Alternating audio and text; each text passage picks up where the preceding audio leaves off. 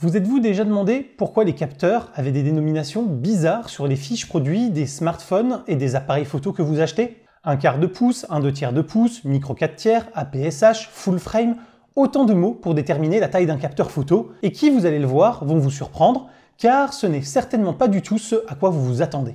Car un capteur de 1 pouce, par exemple, ne fait pas du tout 1 pouce de diagonale, ni même 1 pouce sur aucun de ses côtés, mais 0,63 pouces de diagonale. Ça vous intrigue? Tant mieux, restez, on va explorer tout ça plus en détail au cours de cette vidéo. Car dans cette vidéo, je vais vous expliquer d'où sortent ces noms, à quoi ils correspondent, mais aussi tous ceux qui impliquent un capteur plus ou moins grand en termes de qualité d'image ou de rendu, afin que vous soyez incollable sur le sujet et puissiez comprendre plus facilement les différences entre chacun, les différences de prix des appareils et de leurs optiques, et à quel moment il est nécessaire de s'y intéresser et de monter ou non en gamme. Allez, on voit tout ça en détail après le générique.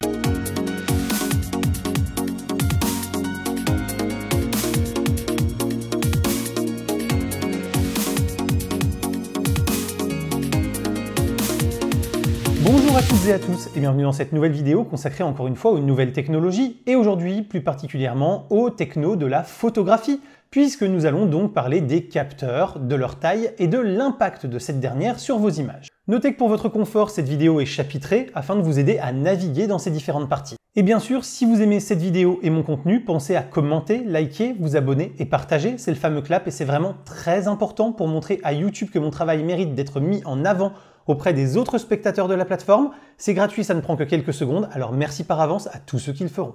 Notez qu'on ne parlera pas ici des différents types de capteurs et des technologies qu'ils renferment, ces infos et notions étant destinées à une seconde vidéo qui, quand elle sera disponible, apparaîtra ici en fiche ainsi qu'en lien dans la description de cette vidéo. Ok, donc les capteurs photo. Ils remplacent la pellicule auparavant utilisée dans les appareils argentiques afin de créer une image numérique à partir de la lumière qu'ils reçoivent. Et essentiellement pour des raisons de coût de fabrication et donc de prix de vente du produit, il a été nécessaire de créer des capteurs de différentes tailles, ce qui permettait ensuite d'adresser tous les niveaux de prix et tous les consommateurs selon le budget qu'ils souhaitaient consacrer à leur matériel photographique. Mais tout d'abord, voyons un peu ce qui change en fonction de la taille du capteur. Et il faudra bien comprendre ici qu'on parle donc des différences liées uniquement à la taille, à toute chose égale par ailleurs. C'est-à-dire qu'on va considérer ici que les technologies du capteur sont exactement les mêmes, que la qualité des optiques ou des objectifs sont identiques, que le traitement du signal et la puissance de calcul qui est derrière le capteur sont les mêmes, qu'il dispose du même nombre de pixels, etc. Et donc dans ces conditions, modifier la taille d'un capteur photo va avoir 4 impacts majeurs. 2 sur le rendu de l'image et 2 sur l'appareil dans son ensemble. En augmentant la taille du capteur, on augmente la taille de ses photosites. Et pour comprendre cette notion, il faudra voir la seconde vidéo dédiée au type de capteur.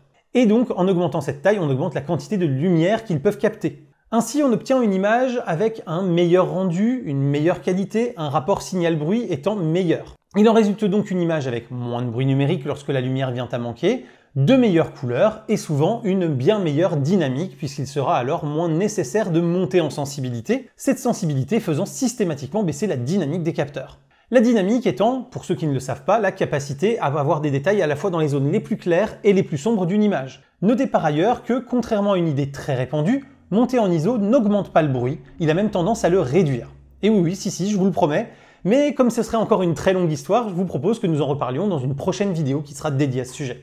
Bref, avoir un capteur plus grand permet de produire des images de meilleure qualité et avec un potentiel de post-traitement plus important. Ensuite, augmenter la taille du capteur pour des raisons de loi optique que je ne maîtrise qu'en pratique et que je ne vous détaillerai donc pas ici faute d'un niveau en mathématiques qui soit suffisant, ça fait diminuer la profondeur de champ, c'est-à-dire la zone dans laquelle l'image sera nette. Ainsi, avec un grand capteur, il sera plus facile de détacher son sujet du fond et d'avoir un joli bokeh. Le bokeh, c'est le nom que l'on donne comme ça au flou d'arrière-plan. A l'inverse, un petit capteur offrira une forte profondeur de champ, et toutes les zones seront nettes. C'est pratique quand on veut rendre une scène en intégralité, ou que l'on ne pourra pas ou peu facilement faire la mise au point. C'est par exemple le cas avec un drone ou une action cam. Mais il sera alors difficile, voire impossible de détacher un sujet précis du reste de la scène, rendant donc certaines prises de vue impossibles. Ou alors il faudra le faire logiciellement, avec toutes les imperfections ou les ratages que ça peut engendrer quand c'est automatique, ou le temps que ça prend quand on le fait manuellement. Ensuite, si le capteur est plus grand, il faut des objectifs qui le sont aussi. On se retrouve donc, en plus d'un boîtier plus grand et plus lourd, avec des optiques qui le seront tout autant. Et cela les rend donc plus complexes à réaliser. En effet, si on doit faire une lentille de 15 mm de diamètre sans aucun défaut, ça sera beaucoup plus simple que de faire la même qualité de lentille sans aucun défaut sur une lentille qui fait 80 mm de diamètre. De même, pour un système de mise au point, il faut de tout petits moteurs pour pouvoir mouvoir un petit groupe de petites lentilles qui ne pèsent que quelques dixièmes de grammes, là où il faudra des moteurs beaucoup plus robustes et puissants pour faire bouger des groupes de lentilles de plusieurs dizaines de grammes chacune. Enfin, un grand capteur aura un pouvoir de résolution plus important dû à la conception même des photosites, ronds, et donc de l'espace perdu entre chacun d'eux. Ce qui impliquera donc que pour obtenir une image à la hauteur du capteur, l'objectif devra avoir une qualité bien plus importante en termes de qualité optique, ce qui en augmentera donc encore la complexité de fabrication.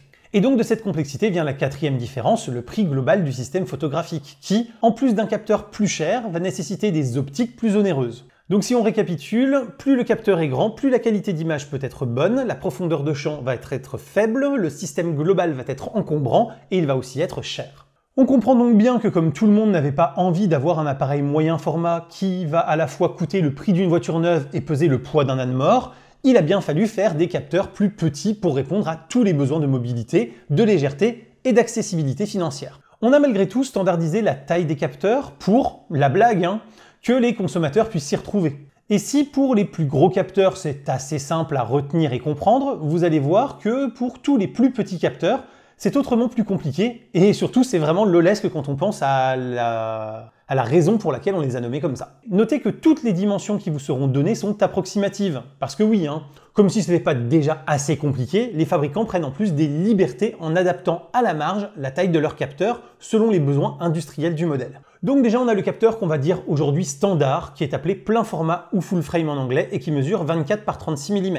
Cette taille vient de celle de la pellicule 36 mm à l'époque de l'argentique, et il reprend donc ces dimensions afin que toutes les notions qui en découlent soient les mêmes. Cela permettait par exemple, en passant de l'argentique au numérique, de garder l'ensemble de ses repères. C'est donc par rapport à lui que l'on compare tous les autres capteurs et les équivalences de focale. C'est avec ce capteur que la focale indiquée sur les objectifs est la bonne, et d'ailleurs il faudra sans doute que je vous fasse aussi une vidéo sur les focales un de ces jours. En gros, si on vous dit qu'on a un objectif de 50 mm de focale, sans aucune autre précision, c'est toujours la focale équivalente sur un capteur full frame. Et donc si vous faites le rapport d'un capteur full frame, vous obtenez une image au ratio 3,5 ou 1,5 pour 1. Et je vous avais déjà fait une vidéo que je vous remets ici en fiche et dans la description pour vous expliquer ce qu'est le ratio d'une image. Tous les capteurs plus grands que le full frame sont appelés moyen format sans autre distinction.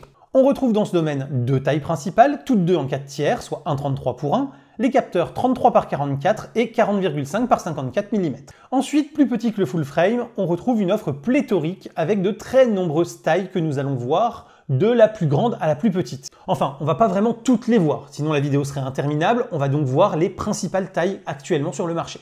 Et donc le plus grand des petits capteurs, c'est la PSH, utilisée par Canon dans un ou deux boîtiers, Sigma et Leica dans un ou deux boîtiers également, il est assez peu répandu. C'est un capteur au ratio 3,5 qui mesure 18,6 par 27,9 mm. Vient ensuite juste en dessous la PSC classique de 15,7 par 23,7 mm et la PSC en version Canon, plus petit, avec un capteur de 14,9 par 22,3 mm. Ils sont donc tous deux également au ratio 3,5. C'est le type de capteur qui équipe la majorité des réflexes et hybrides grand public, comme les 2000D M50 chez Canon, les D3500 ou Z30 chez Nikon, les A33 ou A6000 chez Sony, ou même encore les KF de chez Pentax. Ensuite, on retrouve le capteur de 1,5 pouces qui mesure 14 par 18,7 mm avec un ratio bâtard de 1,34 pour 1, soit pas tout à fait un 4 tiers. Et pour les plus matheux, vous aurez donc calculé que sa diagonale ne fait pas 1,5 pouces, mais seulement 0,79 pouces, mais nous allons y revenir. On retrouve ensuite le fameux micro 4 tiers, très utilisé par Olympus et Panasonic, au ratio 1,33 pour 1, de dimension 13 par 17,3 mm.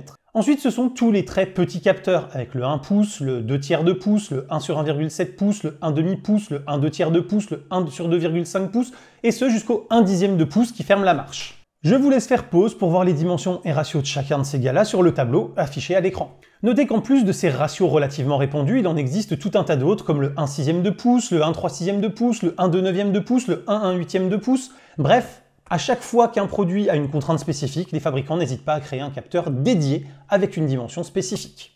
On pourra quand même remarquer qu'un capteur de 1 pouce ne mesure donc par exemple que 15,9 mm de diagonale, soit 0,39 pouces seulement, et qu'il est vraiment beaucoup plus petit qu'un full frame.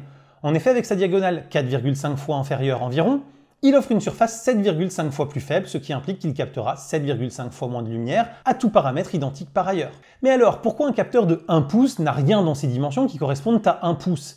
Et idem pour tous les autres d'ailleurs. Après tout, quand on parle d'écran, on donne bien la diagonale en pouces et on n'a pas besoin de chercher ailleurs pour savoir leur taille.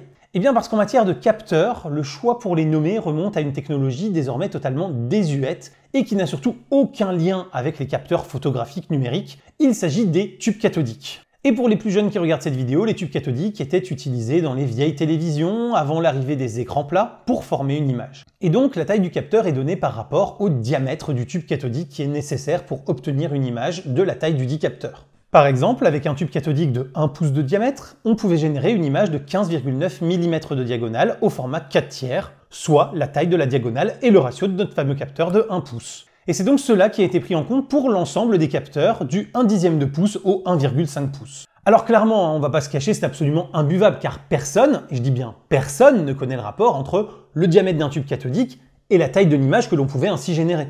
Il serait selon moi beaucoup plus facile de nommer tous les capteurs par leur diagonale, avec un full frame qui serait appelé 1,57 pouces, un APS-C 0,78 pouces ou encore le 1 pouce 0,4 pouces. Au moins chaque capteur équipant un smartphone, une caméra ou un appareil photo serait facile à comparer par rapport aux autres pour savoir quelle est la taille qu'il fait, et donc celui qui va donner théoriquement la meilleure image possible par faible lumière. Ou alors il faudrait donner la taille du tube cathodique nécessaire pour faire un full frame, un APS-C, un micro 4/3, afin d'avoir une fraction facilement comparable à toutes les autres pour savoir lequel est le plus grand ou le plus petit. Car en l'état actuel des choses, on peut comparer via la fraction la taille des petits capteurs, mais sans savoir facilement et sans pouvoir appréhender ce que ça représente par rapport aux plus gros capteurs du marché.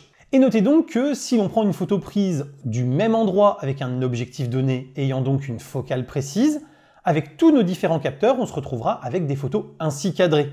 On voit bien ici qu'un tout petit capteur à focale identique zoomera plus qu'un capteur plus grand. C'est pour cela que l'on parle souvent de focale équivalente, c'est-à-dire la focale qu'il faudrait avec un capteur full frame pour obtenir le même cadrage. C'est pour ça que je vous remets ce petit tableau qui vous donnera le ratio d'équivalence de focale. Et donc pour prendre quelques exemples pour le comprendre, si vous utilisez un objectif de 200 mm de focale sur un capteur micro 4/3, alors celui-ci cadrera de la même façon qu'un 400 mm utilisé sur un full frame. Et donc toujours avec ce même objectif, vous cadrerez à l'équivalent d'un énorme 700 mm en utilisant un smartphone comme un Galaxy S23 Ultra et son capteur de 1/1/3 de pouce. Nous voilà en tout cas arrivés au terme de cette vidéo qui j'espère vous aura plu et vous aura appris des choses. Si c'est le cas, donc n'hésitez pas à penser au clap, le commentaire, le like, l'abonnement et le partage, ça soutient la chaîne.